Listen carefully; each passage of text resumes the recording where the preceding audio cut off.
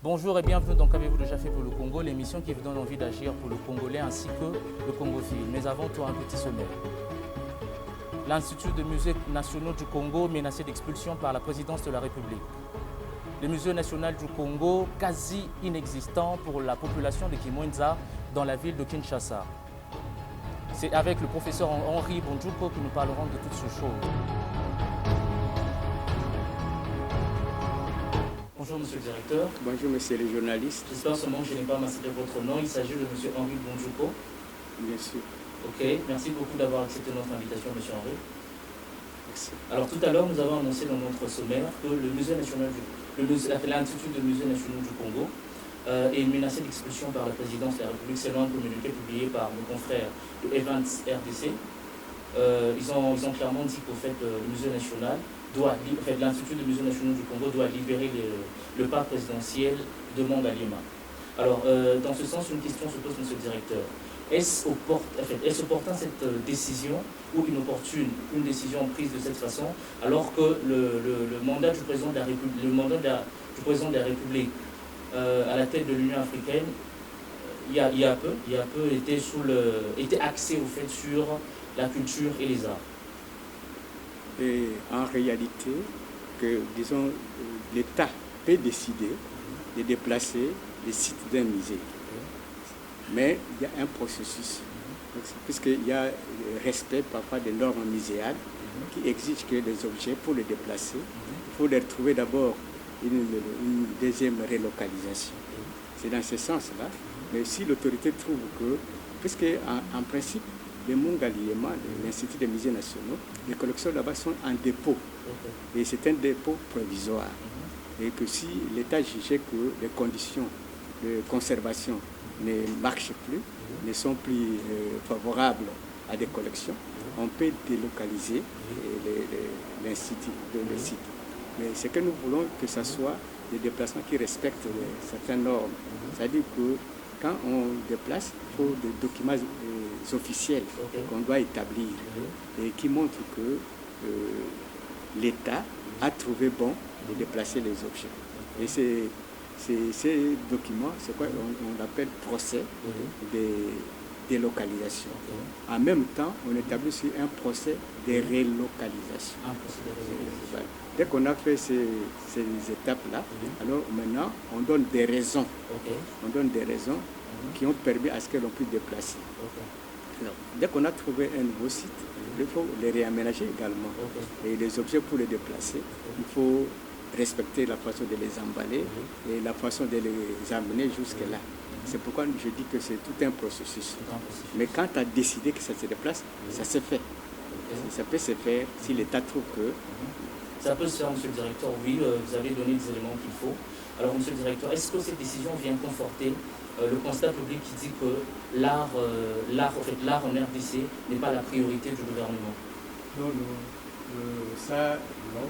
Pourquoi? Puisque quand nous voyons la culture congolaise, elle est basée presque dans tout, dans ce qui est artistique, dans l'art, quelle que soit la forme de l'art.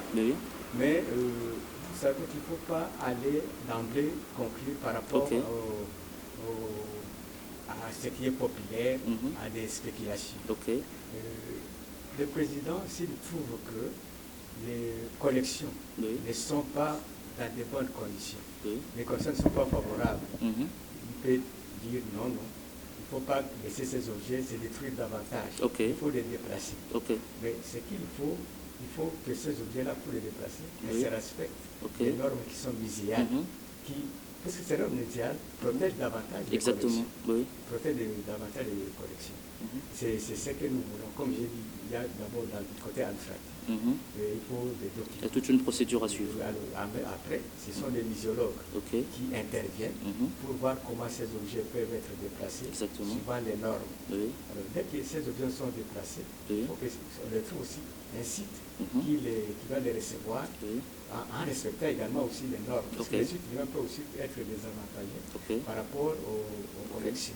Et c'est dans ce sens de déplacer les objets du Mongaliema pour notre site, parce qu'en principe, les objets étaient là en dépôt. Étaient en dépôt. Maintenant, si on leur trouve une bonne place où ils peuvent loger dans de bonnes conditions, ce n'est pas ce n'est pas une mauvaise chose. Monsieur le directeur, une question qui traverse l'esprit.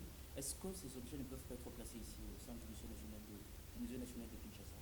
Non, ce que vous devez savoir est que l'Institut des musées nationaux concerne tous les musées du pays. C'est-à-dire que c'est là que l'on puise des objets pour créer d'autres musées. Et si ces objets venaient ici, ça devient maintenant des objets du musée qui est comme si c'était un musée en province. Donc c'est ça le problème. Et par rapport aussi à la conception du musée national et de la RDC, donc il y a une bonne quantité d'objets, un bon nombre qui était prévu. Et par rapport au concepteur, il prévoyait déjà au moins 12 000 objets qui devraient venir ici. Alors, les 33 autres devaient rester au Mont Galema pour ravitailler d'autres musées qu'on devrait créer. Puisque, en principe, il faut que chaque province ait au moins un musée. Pourquoi ne pas avoir plusieurs musées? Est-ce que, monsieur le directeur, dans ce combat, vous avez bénéficié de l'appui ou encore du soutien du ministère de la Culture? Le ministère de la Culture, c'est juste, tout revient à ses prérogatives. Et le ministère est toujours derrière cette protection-là. Vous savez que le ministère, d'abord, c'était culture et art. Maintenant, on a ajouté patrimoine. Et effectivement, le ministère se penche vraiment beaucoup sur la protection du patrimoine. Et le ministère est toujours derrière nous. Et ils suivent à peu près comment aussi faire en sorte que les choses se déroulent dans de bonnes conditions. Ok, monsieur le directeur. Donc, par quelle action concrète le ministère de la Culture, Art et Patrimoine s'est-il illustré pour vous accompagner, au fait, pour que les gens puissent comprendre concrètement que le ministère a vraiment a pris à bras le corps ce combat? Non, le combat, c'est quoi? C'est le ministère, disons, pose les problèmes, disons, à la hiérarchie. Sa hiérarchie. Et c'est sûr que le chef de gouvernement est au courant et sait qu'on va déplacer ces objets. Et maintenant, il ne faut pas aussi presser l'État. Il faut aller vite, vite, vite. Non. Et aussi, il y a des moyens, ça demande aussi des moyens pour déplacer ces objets. Et il faut aussi une bonne préparation. Alors, mais nous savons très bien que surtout Madame la ministre, que j'apprécie, et qui est toujours derrière la culture. Vous voyez qu'elle est presque la première qui soit venue au musée plusieurs fois. Plusieurs fois. Ce qui fait que ça lui prend aussi. Exactement. Donc si on comprend bien pour l'instant, l'ensemble du corps de l'Institut des musées nationaux du Congo est vraiment en train de gérer la pression. Pas la pression comme telle, mais nous sommes en train de faire comprendre qu'on ne doit pas le faire comme cela, comme si on déplaçait n'importe quelle chose. Mais nous voulons que toutes les conditions muséales soient réunies et que les objets partent de façon normale pour qu'on ne puisse pas avoir d'autres pertes. Vous savez que ce sont des objets qui sont uniques et qui ont pris de l'âge. Et pour les déplacer, il faut aussi prendre beaucoup de précautions. Sinon, on va perdre d'autres. Merci beaucoup, monsieur le directeur. Alors, monsieur le directeur, on a une question qui traverse notre esprit. Monsieur le directeur, est-ce que ces œuvres sont-elles en danger? Sont-elles en danger? Les œuvres qu'on doit normalement déplacer, est-ce qu'elles sont en danger? Bon, le danger, c'est quoi? C'est-à-dire que ce sont des conditions de conservation. Vous savez que partout en Afrique, il y a ces problèmes qui se posent de la conservation. C'est-à-dire que si vous allez ailleurs, tout est presque dans des conditions, ça respecte les normes muséales internationales. Mais nos dépôts, au départ, n'étaient pas des dépôts pour mettre des objets. C'était pour l'intendance de la présidence. On a mis ces objets là-bas, dans des dépôts, en attendant qu'on les retrouve vraiment un lieu. Donc c'est déjà peut-être un danger. Et plus de cela, il y a des intempéries qui interviennent, il y a ce qu'on appelle les ennemis des collections, et qui peuvent être biologiques, qui peuvent être aussi chimiques ou physiques. Donc, ça c'est normal, ça existe. Et maintenant, du fait que si nous, puisque l'homme aussi c'est un ennemi, si nous ne savons pas les amener dans de bonnes conditions, nous serons encore plus ennemis que c'est pourquoi nous sommes en train de chercher à faire en sorte que si on doit les déplacer, que ce soit dans de bonnes conditions. Alors il faut aussi qu'on ait aussi des documents officiels qui couvrent aussi cela. Parce que quand vous déplacez des choses, il faut que ce soit quelque chose qui est couvert sur des documents, il faut qu'il y ait des archives. Donc pour l'instant, il n'y a pas de documents, il n'y a pas de preuves qui justifient. On est dans le processus. Dans le processus. D'accord, monsieur le directeur. Tout à l'heure, dans votre exposé, vous avez soulevé un point très important. Vous avez parlé, vous avez dit que normalement, dans la normalité de choses, chaque province devrait avoir un musée, c'est ça? Alors, est-ce qu'il y a-t-il un projet d'installation d'un musée national dans une de nos provinces? Oui, effectivement, il y a un projet qu'on a... Un projet qui ne dit pas son nom pour l'instant? Non, c'est-à-dire que depuis 2010, quand nous avons une salle au Mont Galliema, cette salle-là, on a dit qu'il faut qu'on crée d'autres musées aussi. On ne doit pas rester seulement à Kinshasa. Et effectivement, comme on avait déjà le musée de Lubumbashi, il y avait le musée de Kananga, et à Butembo, un petit centre. On a dit non, on ouvre un musée à Kikwit, on ouvre un musée à Boma, on ouvre un musée, le musée de Mbandaka qui n'existait plus. On l'a réouvert. Et à Butembo, Goma, il y a déjà des musées en progression Alors, chers amis de Mbandaka, Butembo et autres, attendez-vous à de très jolis musées nationaux qui vont apporter un peu plus au fait en termes de l'héritage du Congo. C'est très important. Merci, monsieur le professeur. Cette fois-ci, on passe à la deuxième rubrique de notre émission intitulée Les jumelles. Alors, c'est une rubrique basée sur, au fait, la personne, notre sujet. Alors, vous êtes professeur Henri Bonjuko. Alors, monsieur le professeur, on a une question, au fait, qui semble compliquée. Cette question est celle de savoir pourquoi, au fait, dans un pays où l'art ne fait pas l'unanimité, comme en France, aux États-Unis, en Italie précisément, en tout cas parce que c'est vraiment une nation de l'art, pourquoi avoir osé la muséologie et l'histoire de l'art? Oui, ce n'est pas facile de parler de soi-même. Oui. L'histoire de l'art se m'est venue suite à mon père. Alors, le grand-père de mon père était un grand artiste traditionnel. Alors, en allant à l'université, mon père m'a dit que tu ailles faire, disons, une section pour immortaliser l'œuvre de mon grand-père. Heureusement, quand je suis allé à l'université, à Lubumbashi, il y avait une section de l'art. Et j'ai essayé de faire ma licence en histoire de l'art. Et maintenant, la muséologie, juste quand j'ai terminé, il fallait être au musée de Lubumbashi, au musée national de Lubumbashi. Mais par hasard, le professeur Ngokwe, qui est un anthropologue, qui était en contact avec le conservateur de l'art, M. Guy Deplaine, qui était aussi mon professeur. Et en même temps, j'avais le professeur Lem Angleté et le frère Cornet, qui était aussi mon professeur. Ils étaient à Kinshasa, mais ils venaient de là. Alors, ils ont trouvé que j'étais celui qui pouvait parler un peu de l'art l'élé, puisque moi je suis l'élé, et qu'il n'y avait pas beaucoup d'informations dedans. Ils m'ont conseillé si je pouvais aussi opter vers l'art. Alors, heureusement, j'ai eu le professeur Belépé qui venait de défendre sa thèse. Il est arrivé. Il m'a conseillé également qu'il avait besoin qu'on puisse se compléter, puisque l'art Kuba et l'art Lélé, c'est presque une culture commune, lointaine. Et c'est ça qui m'a poussé à être là. Alors maintenant, le professeur Guy Deplaine, quand j'ai terminé mon université en 84, il m'a appelé qu'il y avait une édition de la CCT qu'il fallait découvrir les anciens sites de la métallurgie traditionnelle dans le village s'appelait Katanga.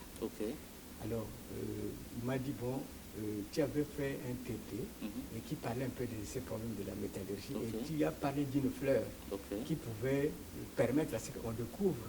Là, on a fait, par exemple, un métal. Est-ce que tu peux l'appliquer sur le terrain pour voir réellement si nous pouvons trouver ces vestiges? Effectivement, je suis allé sur le terrain. À travers la fleur que je cherchais, j'ai découvert rapidement ces sites-là. Donc vous êtes aussi une sorte d'archéologue, c'est ça? Juste un peu Oui, j'avais appris l'archéologie. Disons pas en tant que spécialiste, mais j'ai appris ça comme un cours, comme j'ai appris aussi l'histoire de l'art. C'était une sorte de reconversion pour vous sur terrain? Sur terrain. Alors, mais dans un TP, moi j'ai parlé d'une fleur comme ça, et qu'il y a une fleur qui peut facilement déterminer là où il y a les scories. Alors, avec cette technique-là, j'ai découvert beaucoup de sites du village Katanga. Et comme par hasard, il y a il y avait le PNUD et l'UNESCO qui avaient appuyé l'Institut des musées nationaux pour des recherches. Alors, M. Barry Ben Laya, c'était un Burkinabé qui était venu. Alors, on lui a parlé de nos recherches. Là, c'est les terrains du côté de la CCT. Il a préféré aussi filmer pour venir montrer ce que nous faisons au musée de Lubumbashi. Alors, il est venu montrer comment j'expliquais sur terrain cette découverte-là et j'ai montré les sites que j'avais découverts. Brusquement, comme ça, on m'appelle, non, vous avez une bourse, vous devez aller à Niamey pour la muséologie. J'étais dépourvu, puisque moi-même, je ne m'attendais pas à cela. Je n'avais pas de documents et les officiels ont dit non, pour ce qui concerne le passeport, ça ne pose pas de problème. Tu passes pour faire des formalités, casier judiciaire, et je fais mes documents. Et je viens ici à Kinshasa vers la fin de l'année 85 et je vais maintenant pour Niamey pour la muséologie. Et c'est comme ça que j'ai dû faire la muséologie. Et arrivé là-bas, je me suis dit, bon, à l'université, j'ai quand même eu la muséologie en tant que théorie. Mais je voulais faire maintenant la muséologie pratique, que nous appelons la muséographie. Donc, des techniques liées maintenant au musée. Et j'ai fait cela. Alors, la formation de cours que nous, on avait, c'était autre chose par rapport à ce que nous avons eu dans ce qui est théorique. C'est-à-dire, vous avez un professeur, à lui seul, il a 40 jours. 40 jours, c'est lui seul, pas un autre professeur. Alors, vous avez cours de 8h à 18h. Mais alors, vous n'avez que 4 heures de théorie. Et le reste, c'est vraiment la pratique. La pratique, Vous pratiquez vraiment. Et des fois, vous n'avez pas les cours. En fait, c'est vraiment la chose qui a rendu plus intéressante votre formation. Bien sûr. Il y a trop de pratique. Alors maintenant, on s'est déplacé. On dit, bon, pour comment faire, disons, une animation. Et on nous a déplacés. Nous sommes allés à Yérou. C'est la frontière entre le Mali et le Niger. Alors, pour voir comment on fait un village artistique, nous étions à Palimé, au Togo. Alors, pour voir comment on peut transformer une salle en un musée, nous sommes allés maintenant au Burkina Faso. Nous, on se promenait comme ça avec le professeur. Vous allez partout, là où il y a le besoin, on vous amène pour faire cette pratique. En même temps, vous apprenez là. Professeur, s'il vous plaît, on a une question. Avant de poser une prochaine question, professeur, est-ce que personnellement, vous avez déjà transmis aux étudiants congolais l'ensemble de ce que vous avez pu faire là-bas en termes de pratique? Et on va y arriver par rapport à mes apports et vous serez surpris peut-être. Là, on va vraiment regarder. On va poser la question fatidique, la question culte, qu'avez-vous déjà fait pour le Congo? Alors, monsieur le directeur, lorsque vous emboîtez le pas pour vos études, est-ce que vous aviez prévu, parce que vous saviez que vous serez un jour directeur du Musée national du Congo? Donc, pour moi, quand je suis revenu de ma formation, mon problème c'était quoi? Il faut qu'un jour, je puisse laisser au pays quelque chose de grand. C'est ça mes ambitions. Je vais voir les laisser par rapport à sa façon de comment je peux le transformer et pour que ça puisse être quelque chose de grand. Là, je suis à Lubumbashi. Quand je suis revenu à Lubumbashi, qu'est-ce que je fais d'abord? J'ai commencé à transformer l'exposition ethnographique qui était trop ethnographique dans le sens où on cite que les noms du peuple. Ça c'est la partie du peuple du Kassai. Alors je me suis dit, de cette façon ici, les Africains n'arrivent pas à comprendre vraiment les propres cultures. Exactement. Moi, je vais maintenant faire une exposition thématique où ça ne concerne pas seulement les Congolais, mais ça doit concerner les Africains. C'est-à-dire à partir des thèmes, chacun peut se poser des questions pour comprendre sa propre culture. Et j'ai commencé maintenant à faire cet exercice. Et en 2000, j'ai mis au point une exposition avec l'aide des moyens d'Internet, une exposition thématique, disons, où vous trouvez par femme et pouvoir. C'est toujours à Lubumbashi. Alors, femme et pouvoir, option pour la cohésion nationale, je suis allé avec des thèmes comme ça pour commencer à discuter. Alors pour moi, c'était quoi? Quand quelqu'un arrive, il faut qu'il provoque une discussion. Exactement. Pas seulement provoquer ce que nous avons dit, mais qu'il provoque une discussion. Et ça fait un mouvement à tel point que Et à Lubumbashi, tout le monde voulait réellement venir au lycée. Et voulait venir au lycée. C'est ce que je fais un peu avant, c'est quand vous avez parlé comment j'ai venu protéger ces lycées-là. Et c'est comme ça, en 2006, je suis allé faire cette expérience au Mali pour voir comment notre français c'est là. Et à ce moment-là, tout le monde a accepté. Et que l'on va faire en sorte que les expressions africaines soient thématiques. Ça, c'est une casquette de vous que j'ignorais. Je ne savais pas que vous étiez un panafricaniste. En tout cas, c'est vraiment un aspect de vous que j'apprécie beaucoup, sincèrement. Je viens d'ailleurs de l'apprécier. Alors, monsieur le directeur, on va sans plus tarder avancer vers notre troisième rubrique, la rubrique exposé social. Alors, dans ce sens, c'est une rubrique qui concerne au fait une descente sur terrain, question de connaître l'applicabilité au fait de 17 objectifs de développement durable. Alors, vous êtes directeur du Musée national du Congo, vous êtes fonctionnaire de l'État, directeur d'une institution publique. Alors, vous répondez automatiquement au 16e objectif de développement durable qui parle au fait des institutions efficaces. Avec l'équipe, nous étions descendus sur terrain, question de connaître au fait si cet objectif est véritablement appliqué. Alors, je vais vous montrer un petit document que vous allez suivre à partir de cette tablette. Après quoi, nous allons vous revenir. On va faire appel à Espérant. C'est un membre de l'équipe qui était avec nous sur terrain. Il va un tout petit peu nous donner plus de détails par rapport à ce sujet, s'il peut déjà s'apprêter. C'est un membre d'équipe en tout cas.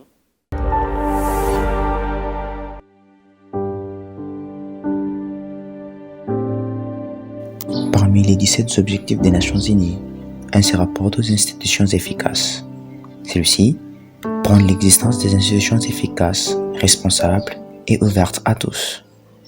Nous allons aujourd'hui découvrir si cet objectif est d'applicabilité en République démocratique du Congo.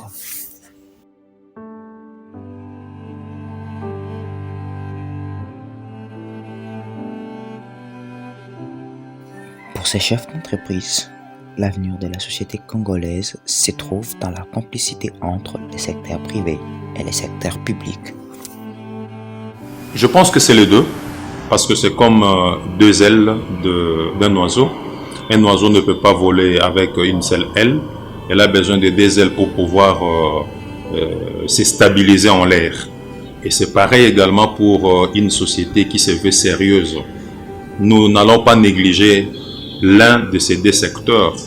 Et moi, je pense et je suis convaincu également que pour que notre pays connaisse les progrès, si vous voulez bien les développements, nous avons besoin qu'il y ait ces partenariats publics-privés.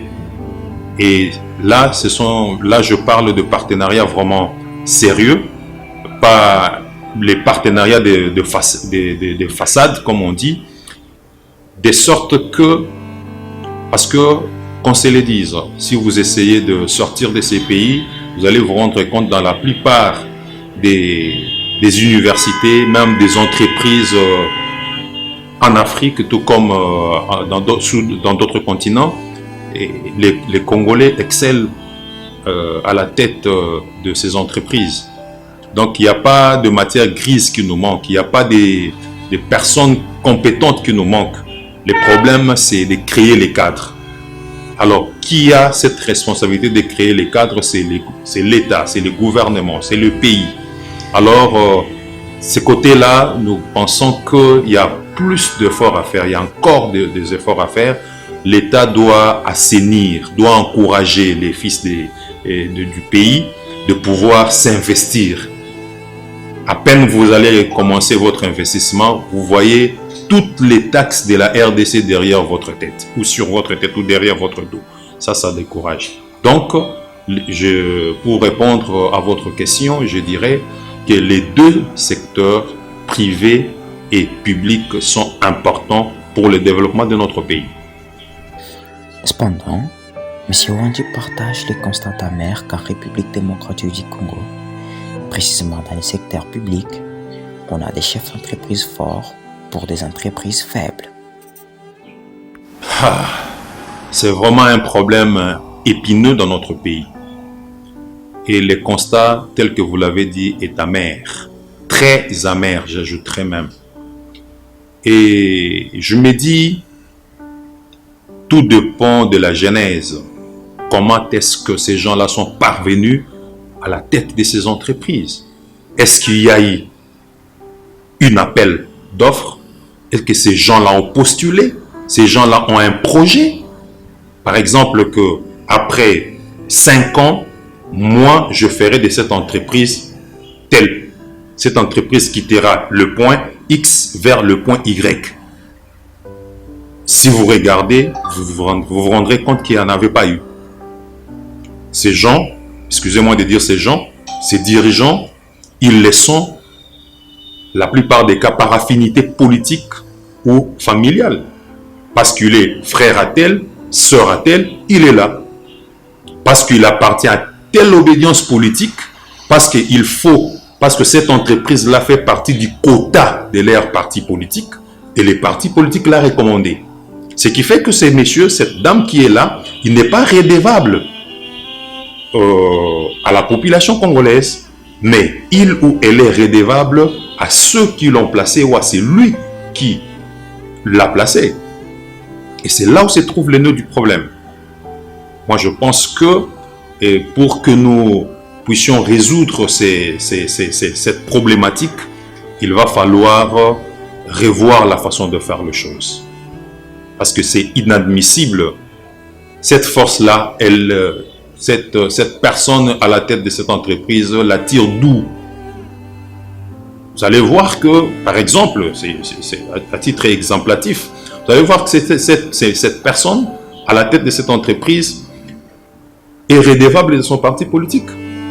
Chaque fin du mois, par exemple, l'autorité morale exige à ce qu'une enveloppe soit versée dans la caisse du parti pour que les partis soient forts.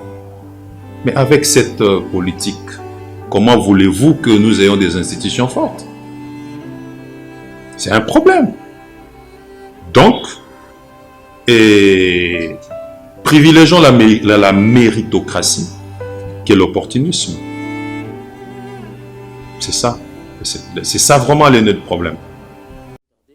Nous avançons vers notre troisième rubrique intitulée Exposé social. Alors nous étions sur terrain avec l'équipe. On a essayé de faire une sorte d'enquête, au fait, question de connaître si en RDC, les objectifs de développement durable sont véritablement appliqués. Alors, la personne à la base de cette enquête était M. Espérant. Alors, il va vous donner plus de précisions quant à ce.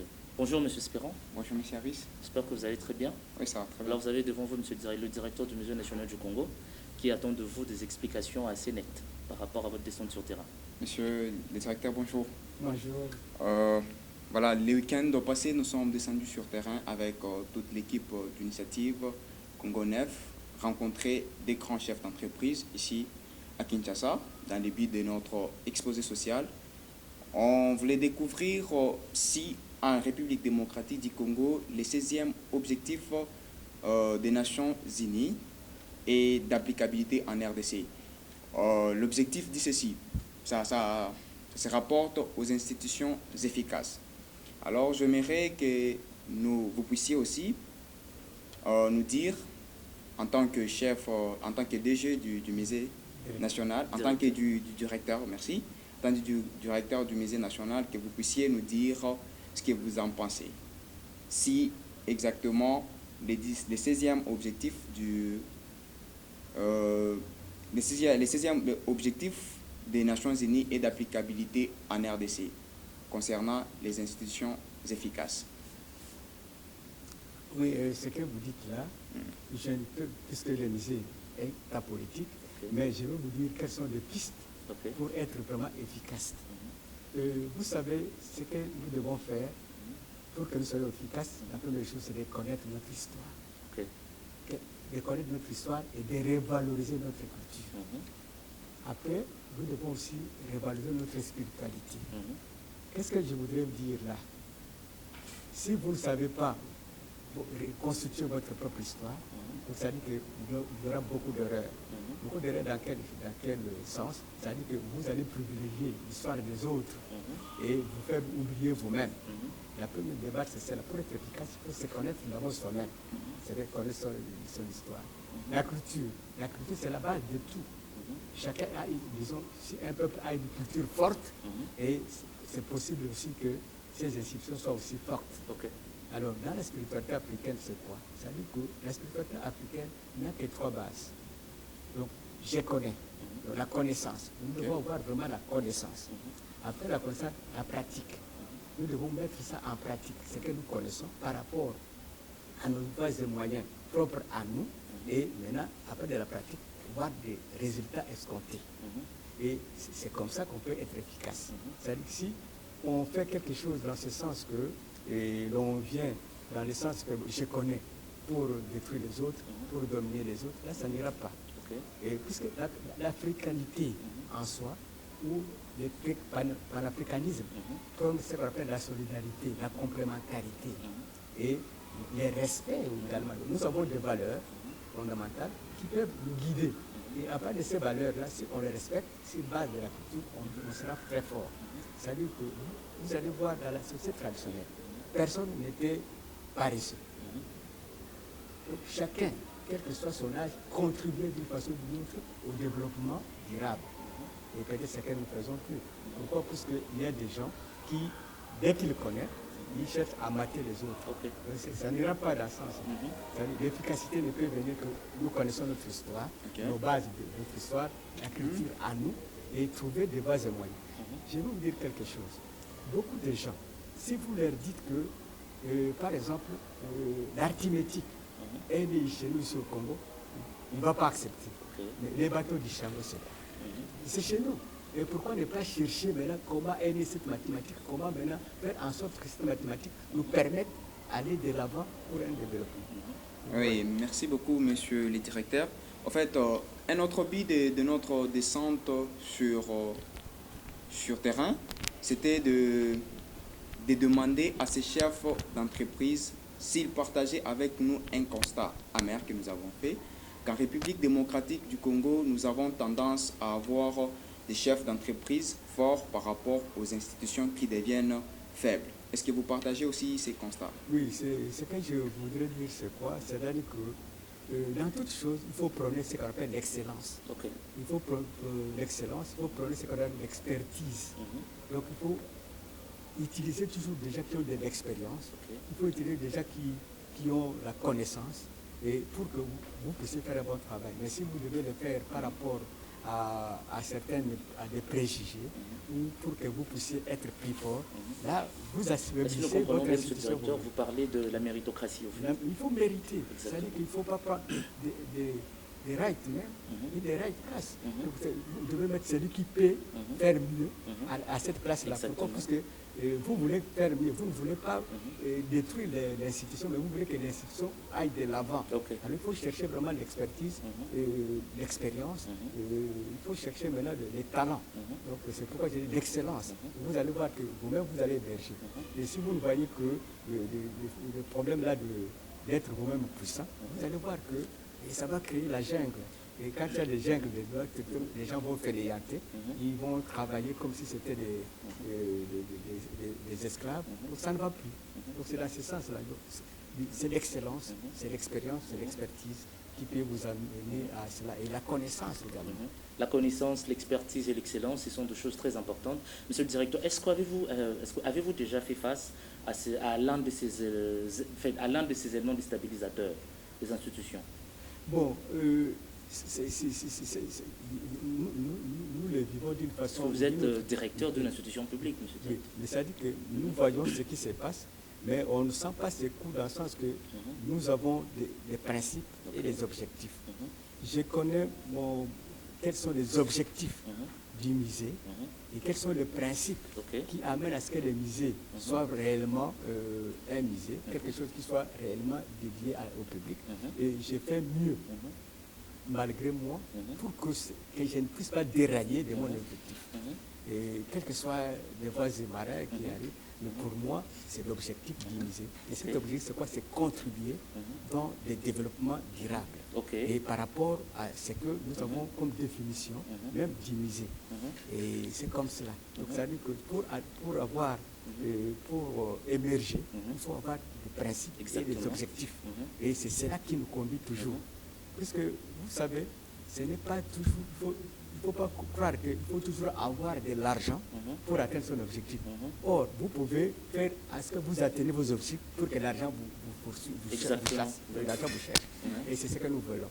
Et c'est ce que moi j'ai toujours eu comme principe depuis Lubumbashi. Je crée une unité de production, quel qu'il soit à son niveau, et pour que les autres viennent maintenant m'épauler, pour que moi-même, je commence à voir maintenant comment je peux m'autosuffire, comment je peux essayer moi-même de grimper. Et malgré tout, si je vais, alors je trouve que c'est dur, je peux solliciter à gauche, à droite. J'ai toujours fait ça. Et j'avais appris, disons, j'ai appris, c'était une dame là, c'était une Italienne, qui nous apprenait comment avoir l'argent sans argent. Oui, comment avoir l'argent sans argent. Et nous en avons fait l'expérience, et ça nous a conduit à cela, et nous avons dit non. Si nous voulons avoir l'argent, même comme cela, commençons à avoir une petite chose, et nous invitons maintenant ces gens qui ont de l'argent pour leur dire, voilà, j'ai tel ou tel problème, et ça marche.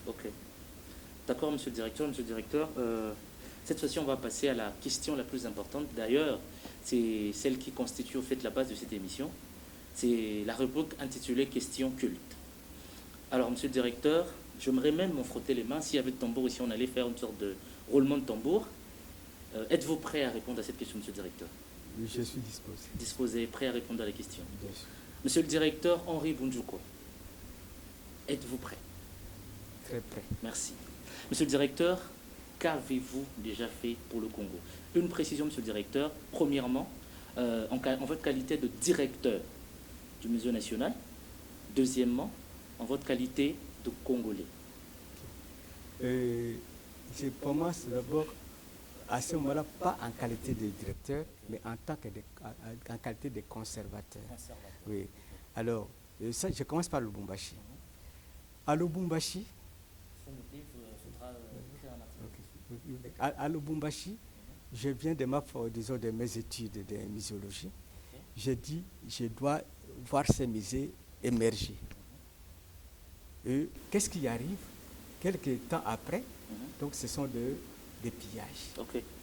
Il y a des pillages qui arrivent partout. Alors, j'étais encore célibataire. Je quitte ma maison. Avec tout ce que je pouvais risquer, je viens au musée, je crée un pillage artificiel pour protéger maintenant les musées. Alors, qu'est-ce que je fais? J'arrive, je commence à prendre des briques, je casse des briques, je prends des papiers, je déchire, je prends des herbes, je mets là et je crée un pillage artificiel. Et les gens n'ont pas pillé les musées. Donc il fallait feindre une activité comme ça. Comme si c'était déjà pillé. Comme si on avait déjà pillé. Et nous avons sauvé les musées comme cela. Bravo, monsieur le directeur. Alors, il arrive maintenant un autre grand événement. C'est le conflit Katanga-Kasaï et Kassaïen. Je suis là, tout le monde fuit les musées et nous restons à 3. Les directeurs, moi-même son conservateur à la fin, et le monsieur qui était à la réception. Moi, je n'étais pas de là. On chassait tout le monde, mais moi, je me suis dit, je préfère mourir devant les collections. Alors, qu'est-ce qui arrive? Tout le monde fuit, mais je garde ces collections pendant 7 ans, sans être payé. Et j'ai fait moi-même, j'ai dit au directeur, s'il faut faire la comptabilité, s'il faut faire la restauration, moi-même, je vais commencer à faire, les rapports. Alors, maintenant, je constate que pour faire tout ça, il faut quand même avoir de l'argent. Alors, comment avoir de l'argent? Je commence à solliciter, j'étais assistant, je commence à solliciter des amis, des connaissances, des professeurs qui sont liés dans des associations, de venir faire quelques manifestations au musée pour que nous puissions avoir quelque chose. Alors, comment je vais attirer les autorités? Je sollicite maintenant des enfants, des petits-enfants qui fabriquent des choses. Et je convoque maintenant des associations qui doivent maintenant accompagner cette petite exposition des enfants, des jeux d'enfants. Alors maintenant, les gens ont vu comment les enfants faisaient des choses et ces gens-là, ils ont trouvé ce monsieur quand même intéressant. Et comment le directeur est un fin stratège. Comment on peut l'épauler? Alors, là, c'est la première fois. Après, j'ai dit, mais ces musées, comment les transformer? On ne peut pas les transformer sans argent. Alors, qu'est-ce que je fais? Je crée une astuce où j'ai dit à mon directeur, là, nous sommes à 3. Donc, et vous en qualité de conservateur? De conservateur. Okay. Je lui dis non, je voudrais créer quelque chose qui va faire en sorte que les musées aient quand même un petit rien pour l'entretenir. Il me dit quoi? Je dis non. Je voudrais, permettez-moi de créer une sorte d'association. Nous prenons des artistes. Ces artistes, ce sont des gens qui peuvent faire en sorte qu'ils aient beaucoup d'argent. Prenons les étudiants de l'Institut des Beaux-Arts, puisqu'ils vont créer des objets. Nous, en tant que musée, nous leur donnons l'espace. On va créer quelque chose comme ça. Mais moi-même, en tant que chevronné dans le domaine de muséologie et dans le domaine de l'art, moi, je vais faire une petite formation où je vais les guider comment ils vont orienter leurs expositions. Alors, pendant 6 mois, on prépare vraiment quelque chose de très grand là. Et on fait une grande exposition. Et cette exposition, on dit, Monsieur Forest, c'est quand même quelqu'un qui a un peu de sous. Est-ce qu'on ne peut pas l'intéresser? Alors, on intéresse Monsieur Forest. Alors, un de nos amis, Claude Dessus, qui était dans une société là aussi, alors je l'intéresse aussi, parce que je lui avais demandé, le musée était quelque peu dérangé là, je lui avais demandé lui aussi de nous aider comment remettre les vitrines, tout ça. Alors maintenant, on fait une exposition et M. Forest décide d'acheter tout. Pour que le musée ait un petit pourcentage. Exactement. Pour revoir comment il peut revoir aussi ces structures. Et c'est la première des choses que j'ai faites. Et maintenant, M. Forest a dit, bon, comme il n'y a plus de travailleurs, maintenant, qu'est-ce que nous devons faire? Nous allons vous aider à amener maintenant notre équipe de protection. Et on a mis des types de protection. Et cette protection, c'est quoi? C'est-à-dire, quand vous passez, il y a une petite lumière qui vous suit. Et vous voulez faire des bavures directement d'air central. Exactement. Et vous voyez déjà des gens qui viennent chez vous. Et j'ai fait cela. En fait, c'est vous qui en êtes pionnier à Lubumbashi. C'est vous qui en êtes pionnier à Lubumbashi. Le musée était déjà là, mais le musée l'avait. Faites cette stratégie, au fait, stratégie de protection. Oui, bien sûr. J'ai beaucoup de stratégies. Et nous avons créé maintenant l'association, nous avons créé l'ASBL Dialogue. Et on nous a appuyé dedans, M. Forest, nous a donné une dame là. Et alors, maintenant, je dis, qu'est-ce que je vais faire pour convoiter Terre-Virène? Alors, j'ai dit, bon, pour convoiter Terre-Virène, les gens de Terre-Virène étaient arrivés en 1999. Je vais essayer de créer aussi quelque chose. Je vais maintenant bousculer l'exposition. Mais avant cela, même à l'entrée de l'AFDEL. À l'entrée de l'AFDEL, en 1997, effectivement, on décide pour prendre le musée comme étant le bureau de la présidence. J'ai dit, mais comment on va faire? Est-ce qu'on ne va pas perdre les objets? Comment je vais créer une astuce pour que ces musées-là ne partent pas? Alors, maintenant, le jour qu'ils ont dit qu'ils allaient venir pour voir les bâtiments, moi je prends les femmes du marché, les mamans, pour venir visiter le musée. Pour venir visiter le musée. Excellent. Et les mamans sont là en train de visiter, elles aussi arrivent. Et, oh, mais il y a quand même des objets ici. C'est la culture, on ne peut pas les effacer. Alors, à ce moment-là, quand on a fait les rapports à son excellence, à son âme, à Bilal Dombassi, il dit non, nous, on ne peut pas toucher à la culture. Et il s'est présenté lui-même là-bas. Il me félicite d'ailleurs, nous avons pris des photos. Tu es sage. Maintenant, nous avons gardé cela. Et c'est comme ça. En 2000, pour combattre le terrain, j'ai dit non, je voudrais changer l'exposition. Pour moi, je voudrais africaniser l'exposition. Et je commence moi-même à chercher des thèmes, femmes et pouvoir, ainsi de suite. On m'envoie maintenant une équipe, effectivement, pour travailler avec moi. Et nous avons changé l'exposition, qui est devenue une exposition thématique. Et c'est ce qui a fait aussi que Terre-Virène puisse me dire non, avant de commencer votre idée, vous devez venir suivre encore des formations en muséologie et en histoire de l'art à l'ILB. Et je suis allé aussi à l'ILB pour ça. Par après, je me dis, bon, nous avons eu cet aspect, dialogue, qui nous aidait à avoir ceci. Maintenant, j'ai changé une exposition. Mais qu'est-ce qu'il faudra encore faire? Alors maintenant, je crée maintenant une salle d'exposition. Une salle comme une salle de projection. Pour que les gens sollicitent maintenant à venir projeter là-bas, pour que le musée ait quand même quelque chose. Alors, en 2004, alors on fait une exposition en Belgique qui va en France. Donc, cette exposition, on l'a nommée Congo Nature Culture, où moi-même j'ai essayé aussi de documenter. Et cette exposition, et en 2006, et là j'étais en Belgique pour chose. alors, qui vient à Lubumbashi, où moi-même j'ai essayé de participer, comment transformer. Et cette exposition a encore appelé davantage des gens, des professeurs, tout ça. Alors, je me dis, je dois flatter aussi l'université. Comment faire en sorte que l'université puisse accepter à ce que nous puissions mettre la section de muséologie là à Lubumbashi. Je demande pour le 50e anniversaire de l'IOC, j'ai fait une exposition sur l'université et je suis allé prendre des enfants, des instruments-là qui servaient pour des télégrammes, qui servaient comme des calculatrices, et j'ai fait une exposition. Alors à ce moment-là, c'était Prince Kawumba, qui est sénateur, et qui nous a beaucoup encouragés d'ailleurs, qui souvent, lui, alors il s'était vraiment donné pour la sécurité des musées. Alors il suivait vraiment pour la sécurité des musées à tout moment. Alors, quel rapport existe-t-il entre les artistes congolais, de Kinshasa, de Lubumbashi, un peu partout en RDC, quel rapport existe-t-il entre les musées nationaux et ces artistes? Est-ce que ces artistes sont facilement promus par les musées nationaux du Congo? Oui, disons à Lubumbashi, on avait fait un système, disons des expositions croisées entre les artistes de Kinshasa et de Lubumbashi. C'est comme ça que j'avais connu des gens tels que des Boutembe, des Diki Songele, je les avais connus d'abord là-bas, avant que je ne vienne ici. Alors, c'est comme même le professeur Yoka, je l'avais connu là-bas, avant que je ne vienne ici. On a fait cela pour que les artistes puissent essayer de voir aussi que les musées est aussi, puisque pour nous c'était quoi? Il ne faut pas que l'on puisse dissocier l'art traditionnel et l'art contemporain. Puisque nous, on disait que l'art contemporain est né juste de la symbiose de l'art traditionnel. Alors, il faut que ce soit une sorte de continuité où les gens même peuvent maintenant prendre, disons, l'art traditionnel comme étant un point de référence pour mieux parler de nous. Vous voyez, c'était dans ce sens-là. Alors, en 2006, alors le directeur de l'Institut des musées nationaux, le professeur Ibongo, à ce moment-là qu'on venait de nommer, est arrivé à Lubumbashi pour voir notre exposition là, Congo Nature Culture. Alors, il me dit, mais est-ce que tu ne peux pas venir à Kinshasa pour aussi essayer de m'épauler, parce que je trouve que tu es vraiment technicien. J'ai dit, il n'y a pas de problème. Et l'essentiel, nous avons déjà posé des bases ici, et le musée est reconnu comme deuxième en Afrique et reconnu comme un musée au niveau international.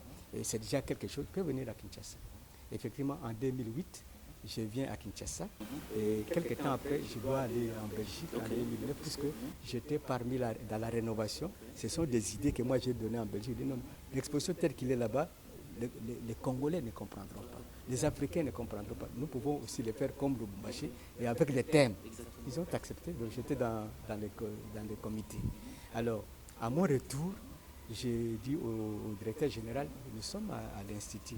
Je sais que l'Institut n'est pas un musée, mais est-ce que vous pouvez me permettre de bricoler une petite salle qui va faire en sorte que nous puissions quand même avoir des petites entrées, ne fût-ce que pour avoir des frais d'autosuffisance. Il n'a pas refusé. Monsieur le directeur, vous venez de nous apporter une grande précision. On va rapidement passer à la dernière rubrique de notre émission, la rubrique intitulée Test dans le marché. Nous étions sur terrain, dans la zone périphérique de Kimwenza, où nous avions fait une sorte de micro-baladeur avec toujours M. Spérant qui était sur terrain. Alors il était question pour nous de connaître aussi les gens de ce coin connaissent le musée national du Congo. Nous avions fait cette petite expérience avec eux, nous avons même le document, nous allons vous l'envoyer. Fort heureusement, la majeure partie de la population de ce côté, de ce coin en fait, ne connaissait pas le musée national du Congo. J'ai apprécié ce que vous venez de dire tout à l'heure, que vous aviez à un moment invité au fait les mamans du marché au musée national de Lubumbashi, question de visiter, de voir. Alors lorsqu'on était sur le terrain, on a compris qu'il y a vraiment des gens qui ont cette volonté. Il y a même une maman qui a dit Tonaye bien voté pour me dormir et dans ce sens, dans le cadre d'Initiative Congo 9, on a prévu un projet de visite guidée avec toutes ces personnes de Kimwenza. Nous allons trouver un compromis et puis on va emmener toutes ces personnes. Monsieur Spérant peut vous en donner plus de détails. Il est 11h quand l'équipe d'Initiative Congo 9 se met en route. Point de départ, Kitambo Magasin, direction Kimwenza. Pendant ces temps, un chaud soleil frappe la capitale congolaise. Kimwenza est situé à une trentaine de kilomètres du centre-ville de Kinshasa. Chemin faisant, c'est une vue panoramique et un beau paysage qui attirent notre attention et nous souhaite la bienvenue. En dépit de la chaleur, c'est un air frais qui nous caresse les corps. Comme par miracle, pas d'embouteillage sur la route. Après 30 minutes de route, l'équipe est à Kimwenza. Ici, elle va réaliser son test sur les marchés pour savoir si la population de cette contrée connaît les musées nationaux.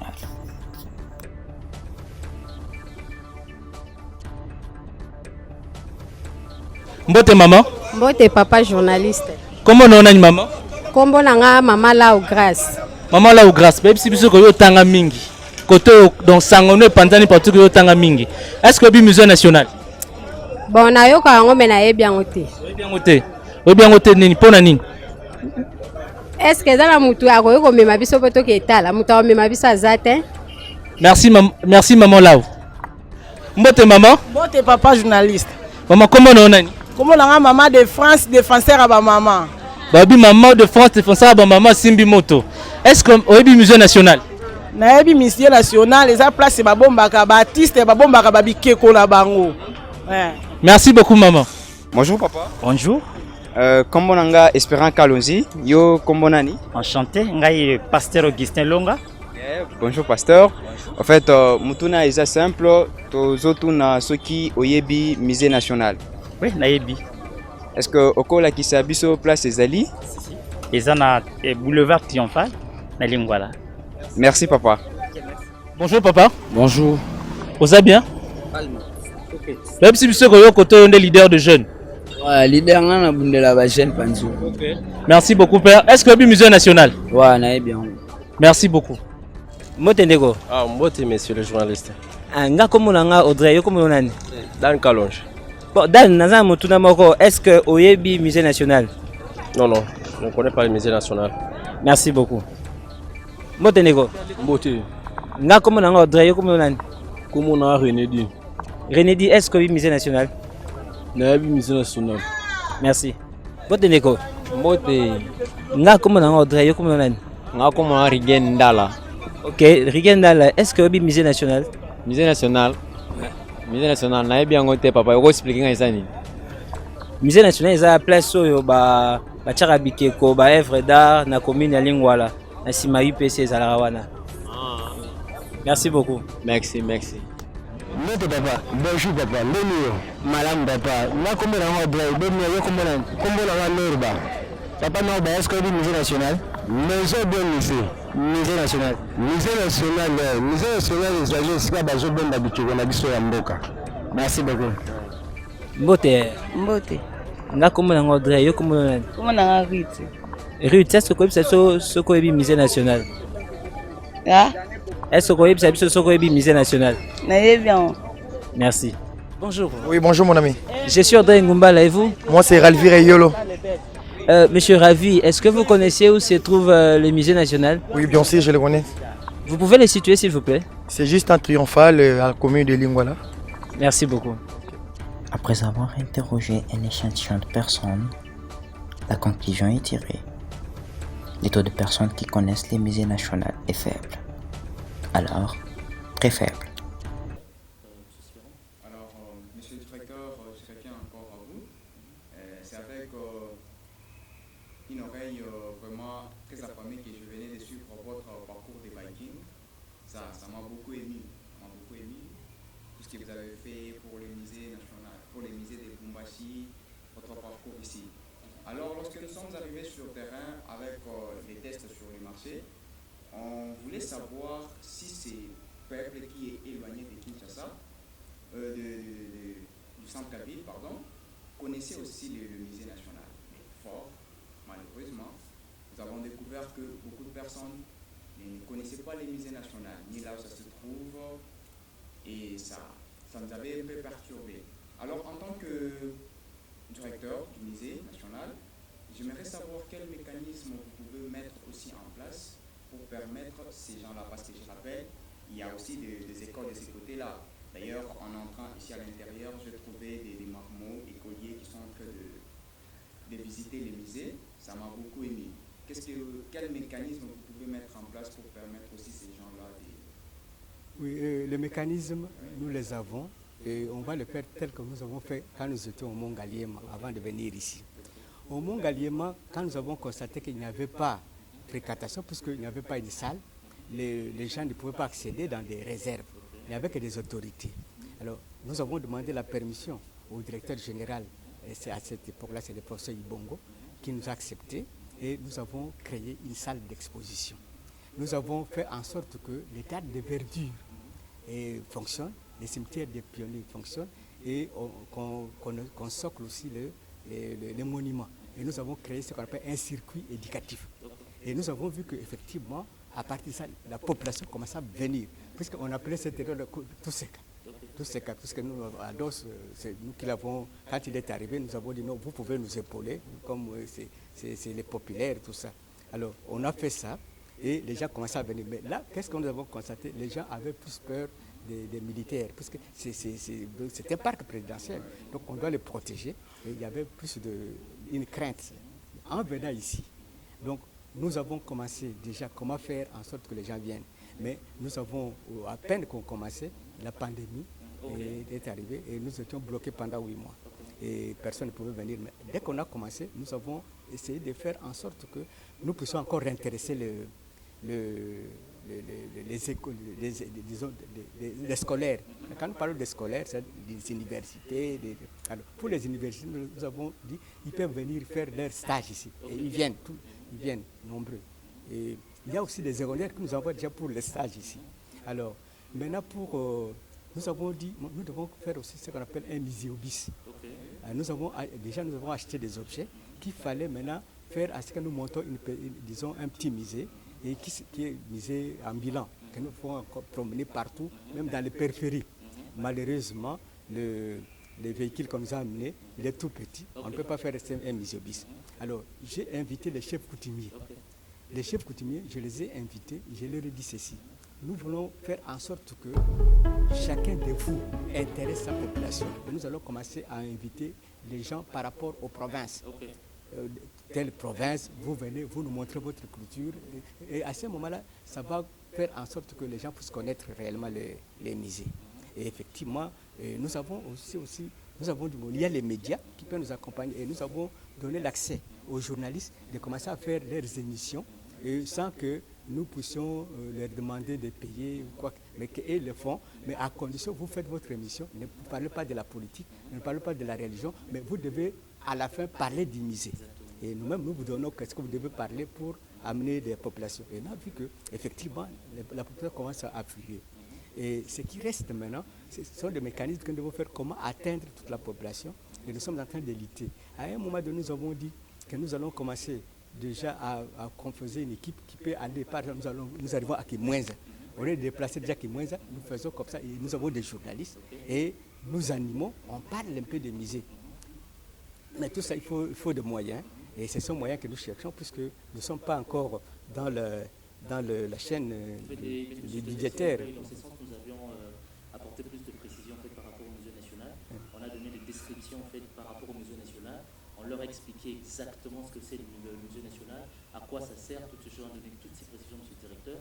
Alors, nous vous remercions d'avoir accepté notre invitation, monsieur le directeur. Merci beaucoup pour votre disponibilité. La grande équipe Initiative Congo 9 vous remercie par le biais de cette émission. Nous, déjà fait pour le Congo, nous avons réellement compris que vous avez fait beaucoup de choses pour le Congo. Vous êtes un digne fils du Congo et nous vous devons beaucoup de respect, beaucoup d'honneur. Monsieur le directeur, merci beaucoup. Merci beaucoup.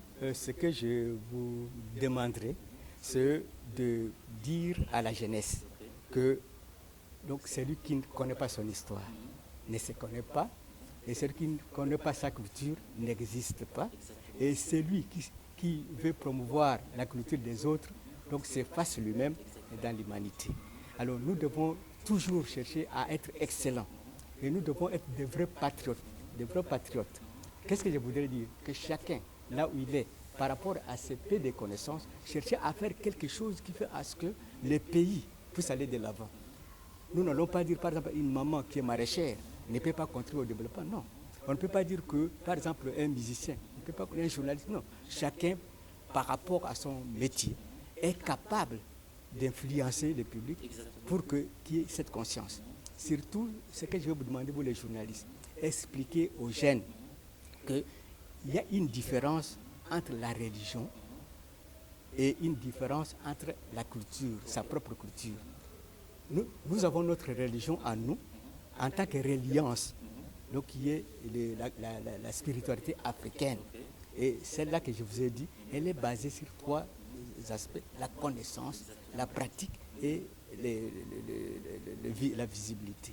Mais qu'on ne nous dise pas qu'il faut attendre quand nous allons mourir pour devenir des riches. Non, non. Dieu ne va plus nous aider 2, 3 fois. Dieu a déjà placé tout pour nous, mais c'est question de mettre maintenant notre intelligence. Et il faut aussi dire à la jeunesse. Donc, tout le monde peut être intellectuel, mais ce n'est pas dit que l'intellectuel c'est celui qui a un diplôme. Non, on peut avoir son diplôme, mais on n'est pas intellectuel. L'intellectuel c'est quoi? C'est celui qui a des ailes, non pas seulement pour voler, mais avoir aussi des pieds sur terre pour voler et mieux survoler. Vous comprenez? Ce qui signifie que il ne faut pas dire que bon, j'ai mon diplôme, mais que vous ne savez pas comment exploiter des connaissances qu'on vous a données là au profit de la communauté. Pas pour le faire comme vous avez dit là, le faire pour que soi-même on domine les autres, non, qu'on fasse que nous puissions nous compléter pour que nous tous nous allions de l'avant. Et c'est pour cette base-là que nous avons donné les thèmes de ces musées, de notre exposition, disons, les vivre ensemble pour la cohésion nationale, pas pour soi. Okay. Merci beaucoup, monsieur le directeur. Merci beaucoup d'avoir suivi cette émission. Qu'avez-vous déjà fait pour le Congo? Émission qui vous sert de cadre de compte rendu, comme nous venons de le faire avec le directeur Henri Bonjouko. Merci beaucoup et à la prochaine.